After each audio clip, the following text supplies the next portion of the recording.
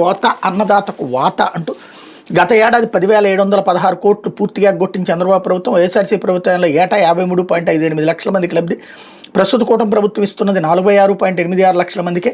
7 లక్షల మంది రైతులకు ఎగనామంటూ కేంద్ర ప్రభుత్వం ఇస్తున్న దానికి అదనంగా తామే 20,000 ఇస్తామని చంద్రబాబు 14 నెలల తర్వాత మొదటి ఏడాది పూర్తిగా ఎత్తివేత, రెండో ఏడాది విడతల వారీగా ఇస్తామంటూ సరికొత్త పన్నాగం. పీఎం కిసాన్తో కలిపి రైతుల ఖాతాల్లో తొలి విడత నేడు జమ చేయనున్న సీఎం. 14 నెలలుగా బకాయి పడిన సొమ్మును వడ్డీతో సహా ఇవ్వాలని రైతుల డిమాండ్. అధికారులకు వచ్చాక మాట మారుస్తారని మండిపాటు.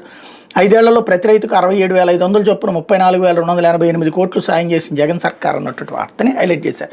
ఏ రైతు డిమాండ్ చేయడు, ఇస్తే తీసుకుంటారు, లేకపోతే తిట్టుకుంటారు. వస్తే సంతోషం, రాకపోతే అయ్యో అనుకుంటారు. కాబట్టి రైతుల డిమాండ్ అన్నటువంటి పేరుతో వీళ్ళ ఆవేదన పెడుతున్నారు. అట్లాగే 53 లక్షల మందికి ఇస్తే ఇప్పుడు 46 లక్షల మందికే అన్నటువంటిది హైలైట్ చేశారు. వాళ్ళు కూడా 2019 నుంచి 19, 20, 21, 22, 23లో ఎంత వేశారో చెప్తే అప్పుడు స్పష్టత వస్తుంది.